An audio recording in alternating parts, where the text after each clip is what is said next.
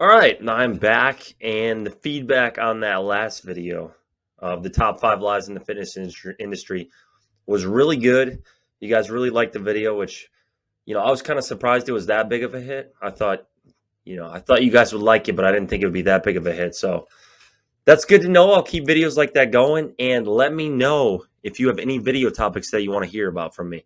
But today's video, I'm going to talk about the 4 biggest things holding you back as far as your training. So number 1, we'll get right into it here. You worry too much about leg drive and slack pull and little cues like that. So those are just 2 examples, but basically, you guys sometimes major in the minors. You worry so much about dialing in things like slack pull and leg drive on bench, slack pull on deadlift that it affects your lifts. It takes your lifts down. It kills your speed. Like, these are important concepts, sure. Slack pull to an extent, it's just these are much more subtle than most people think. They're not the end all be all. They're not this dramatic process. They're going to help your lifts a little bit, but they're not going to make such a difference that it's going to put 50 pounds on your lifts like I think people think it will. Because I see this a lot where there's this misconception.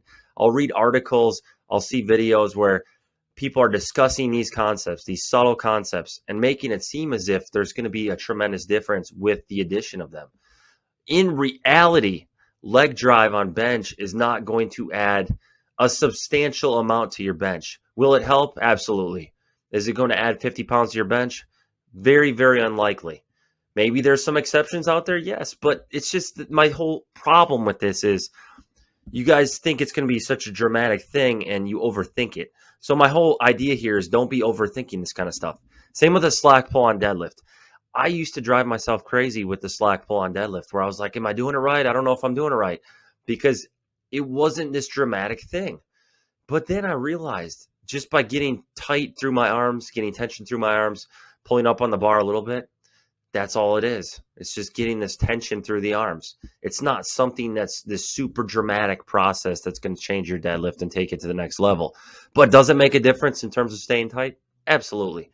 So again, these little cues, the whole point here is don't focus so much on these little cues to where you overthink them, because I've been there. I spent years and years trying to figure these things out, and they're different for everybody. So leg drive for some people is going to be with the feet back. For others, it's going to be with the feet forward. You got to kind of figure it out, play it by ear. See what you think works best for you. Number 2, you don't round your back on deadlifts. I said it, guys. You don't round your back on deadlifts. That is holding you back by not rounding your back. Too many people think deadlifts need to be done with a completely flat, neutral back position. And this is just not the case. You're going to be a much stronger, much faster deadlifter if you round your back to an extent. Very few people are going to pull with completely neutral back mechanics. There are the exceptions out there who really like to lock the lats in tight and get that neutral position. But for most people, once you get to maximal weight or even near maximal weight, there's going to be some degree of rounding. Just look at the natural curvature of the back, and you see that the thoracic region of the back is rounded. The back is in an S curve, so it starts like this. Okay, maybe not that dramatic, but there's an S curve. So you're already rounded naturally, genetically. That's the position we're in. So of course your back's going to look slightly rounded when you deadlift. So this whole idea that the back has to be neutral, and I see this all the time in comments from people on other people's videos, is untrue. Okay? So honestly, when I focus too much on keeping a flat back, a neutral spine, my speed off the floor is dead. Like, I have no speed off the floor. It kills my deadlift. My deadlift is far worse than when I just think about that little bit of slack pull and getting tension through the arms. And I have a more rounded position, a more curved upper back. That's when the wave flies up. So back rounding is actually a good thing, I would argue, because it gives you that, optimal speed. It gives you a little more of a boost off the floor. Whereas with the neutral back position, you're going to be very slow off the floor, but you might have a slightly more efficient lockout. I just know from experience that for most people, having more speed off the floor and a little bit more of a struggle at lockout is going to be superior to the other way around. Speed kills in powerlifting. That's what it's all about in lifting in general. And that's kind of leads me into my next point. So number 3, we'll go to, you don't lift with speed. If you don't lift with speed, you're not going to be strong. Point blank, the best lifters, the strongest guys, they lift with speed. All of them have the same thing in common. Their sub-maximal weights are very fast. So you need to treat warm-ups almost like they're your max weights. Let's say you're going up to a 405 bench or even a 315 bench. If you start with the bar, you need to move it with the maximum velocity possible. 95 pounds, 145 pounds, 185. Those kind of jumps are what I would make working up to a 315 bench, and they all need to be moved with authority. And another thing, you guys are doing way too many reps on warm-ups a lot of times. Warm-ups are meant to stimulate the nervous system, get the nervous system firing, and used to moving these submaximal weights fast on the way up to a working set. So if you think about doing 10 rep sets and just kind of going through the motions to get blood flow as a warm-up, that's going to make you weaker. You need to do less reps. I would say 5 or less, even singles a lot of times working up. But just focus on the intent as far as moving the bar as fast as possible. And this applies to any lift. This applies to deadlift, squat, bench. The only times I would maybe use a slow tempo would be on assistance machine movements where I'm doing more of a bodybuilding style finishing type work. But if you're warming up on squat, you better act like 135, like you're trying to throw it through the ceiling off your back. Deadlift, you better act like you're trying to lift the weight off the floor and clean it.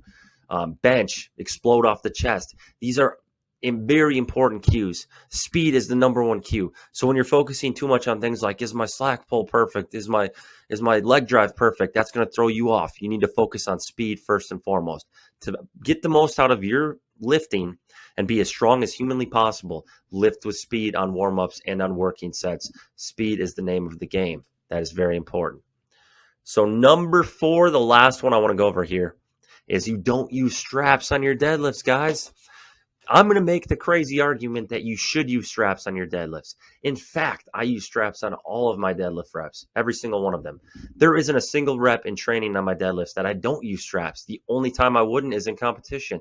And you guys might ask, well, Pete, if you're using straps all of your, training, how do you hold onto the bar in a meet? Your grip must suck.